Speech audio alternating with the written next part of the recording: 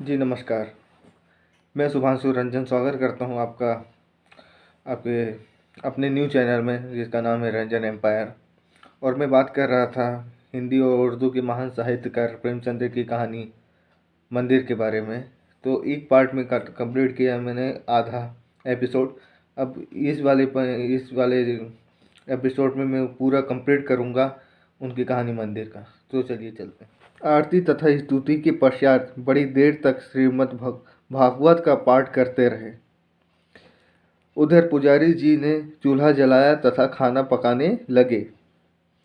चूल्हे के सम्मुख बैठे हुए हूँ हूँ करते जाते थे और बीच बीच में टिप्पणियाँ भी करते जाते थे।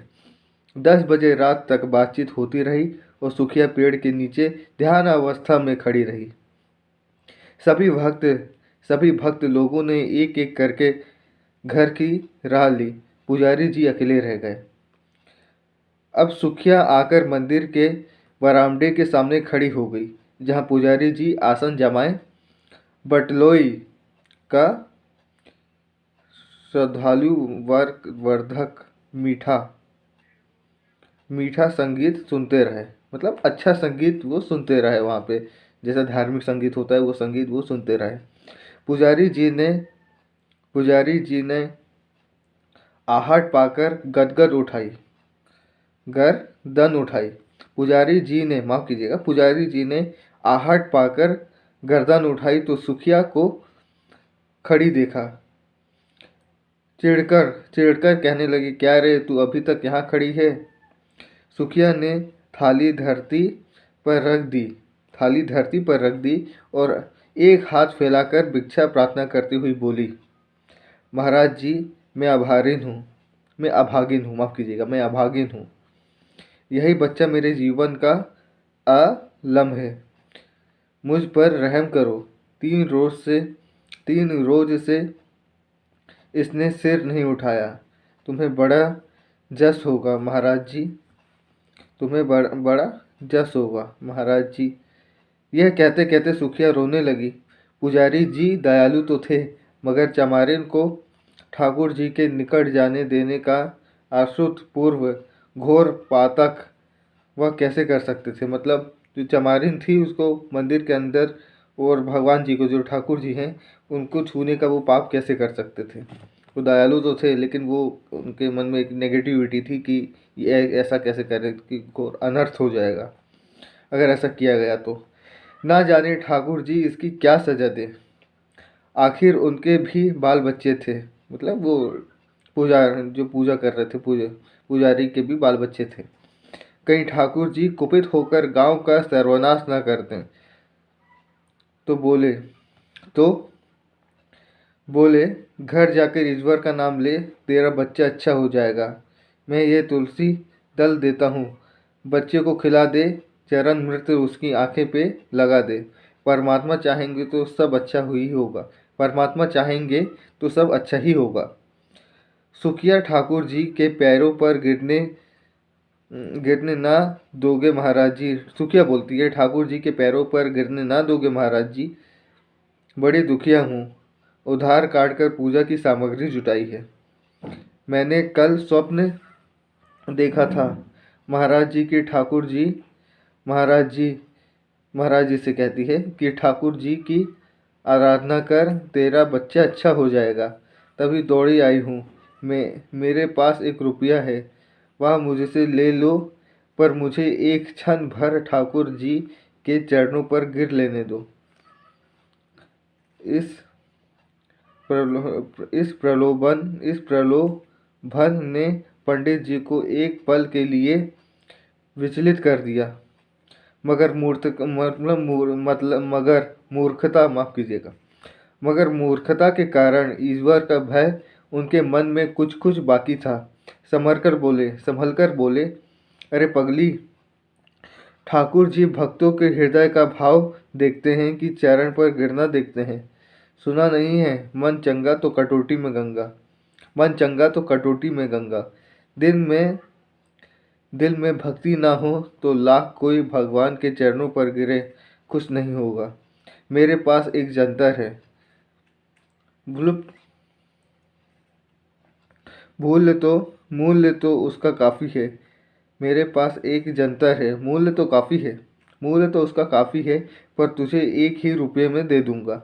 उसे बच्चे के गले में बांध देना, बस कल बालक खेलने लगेगा।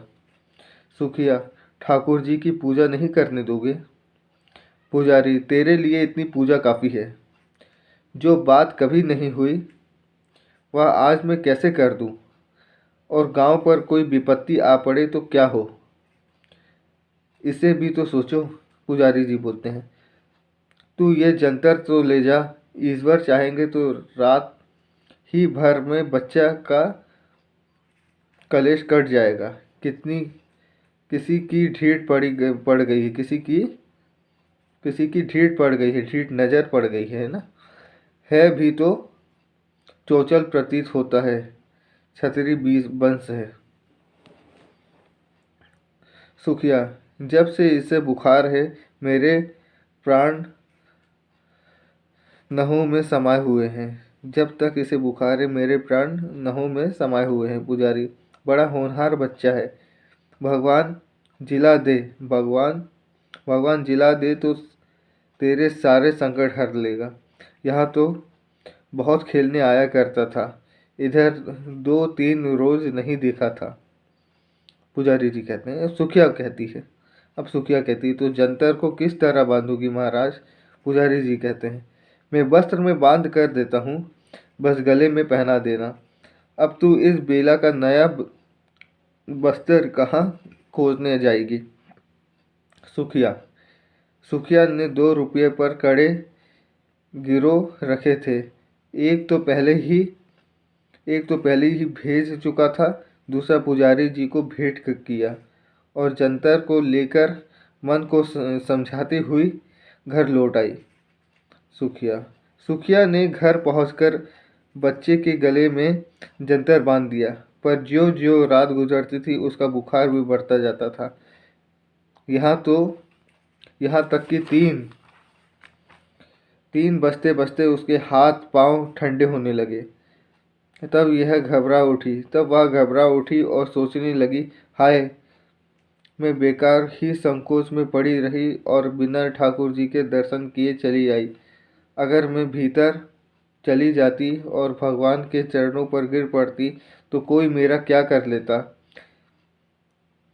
यही नहीं होता कि लोग मुझे धक्के देकर निकाल देते। शायद मारते भी, पर मेरा मनोरथ तो पूरा हो जाता। अगर मैं ठाकुर जी के चरणों को अपने आंसुओं से भिगो देती तो तथा बच्चे को उनके चरणों में सुला देती तो क्या उन्हें तरस न आता?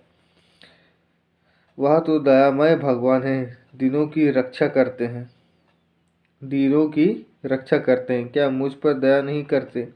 यह सोचकर सुखिया का हृदय अधीर हो उठा। नहीं, अब विलंब करने का समय न था।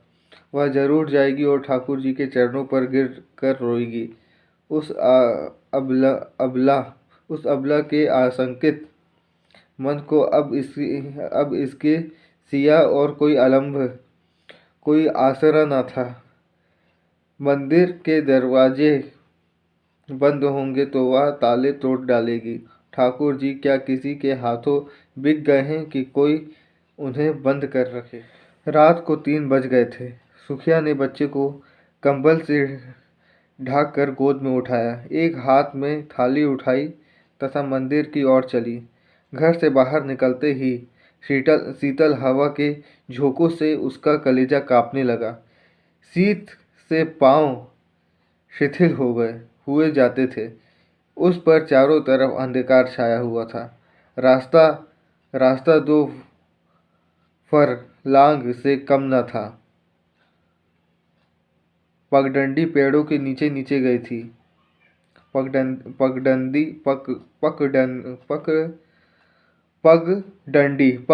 पेड़ों से नीचे नीचे गई थी। कुछ दूर दाहिनी ओर एक पोखरा था। कुछ दूर बांस की कोटियाँ थी। पोरखे में एक धोबी मर गया था और बांस की कोटियों में चुड़ैलों का अड्डा था। बाईं तरफ सन हो रहा था। बाईं तरफ सन सन हो रहा था, अंधकार साए साए कर रहा था। सहसा गीदड़ों ने ककर से स्वर में हुआ हुआ करता प्रारंभ किया।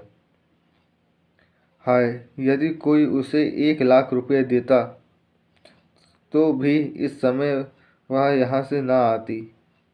पर बच्चे की ममता सारी पर पर, पर बच्चे पर बच्चे की ममता सारी शंकाओं को दबाए हुई थी। हे भगवान, अब तुम्हारा ही आसरा है। यह जपती वह मंदिर की तरफ चली जा रही थी। मंदिर के दरवाजे पर पहुंचकर सुखिया ने जंजीर टटोलकर देखी। ताला पड़ा हुआ था। पुजारी की बरामदे से मिली हुई कोठरी में द्वार बंद किए सो रहे थे। पुजारी जी बरामदे से मिली हुई कोठरी में द्वार बंद किए सो रहे थे। चारों तरफ अंधेरा छाया हुआ था। सुखिया चबूतरे के नीचे एक ईंट उठा लाई। जोर जोर से ताले पर पड़कने लगी थी। उसके हाथों में ना जाने इतनी शक्ति कहाँ से आ गई थी। दो ही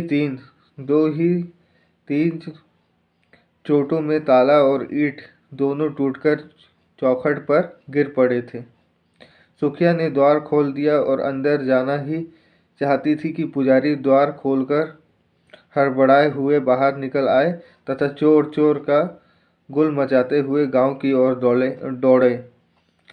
जाड़ों में प्रायः पहर रात रहे ही लोगों की नींद खुल जाती है। यह शोर सुनते ही कई व्यक्ति इधर उधर से ललाटने लिए हुए निकल पड़े और पूछने लगे, कहाँ है, किधर गया। पुजारी, मंदिर का दरवाज़ा खुला पड़ा है। मैंने खटखट की आवाज़ सुनी। सहसा सुखिया बरामदे से निकलकर चबूतरे पर आई तथा बोली, चोर नहीं है, मैं हूँ। ठाकुर जी की पूजा करने आई हूँ। अभी तो अंदर गई भी नहीं थी, मार हल्ला मच गया। पुजारी ने कहा, अनर्थ हो गया। सुखिया मंदिर में जाकर ठाकुर जी को भ्रष्ट कर आई। फिर क्या था? कई व्यक्ति झिल्लाए हुए लपके और सुखिया पर लातों और घूसों की मार पड़ने लगी। सुखिया एक हाथ से बच्चे को पकड़ी हुई थी तथा दूसरे हाथ से उसकी हिफाजत कर रही थी। एकाएक बलिष्ठ ठाकुर ने उसे इतनी जोर से धक्का दिया कि बच्चा उसके हाथ से छूटकर जमीन पर गिर पड़ा। मगर वह न रोया न बोला, न सांस ली। सुखिया भी गिर पड़ी थी। संभल कर बच्चे को उठाने लगी तो उसके होठों से एक चीख निकल गई। बच्चे को माथा छूकर देखा, सारी देह ठंडी हो गई थी। एक लंबी सांस खींच कर वह उठ गई। उसकी आंखों में आंसू न आए। उसका मुख गुस्से की ज्वाला से टमटमा उठा।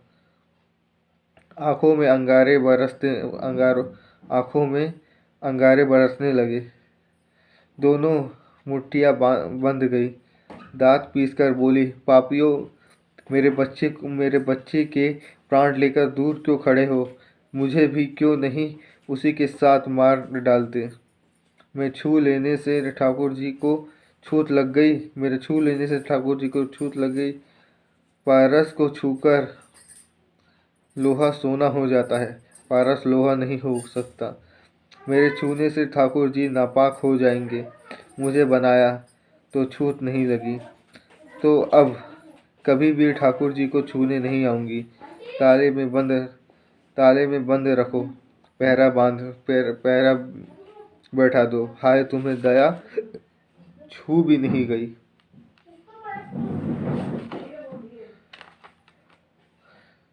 तुम इतने पत्थर दिल हो, बाल बच्चे वाले होकर भी तुम्हें एक अभागिन माता पर रहम न आया।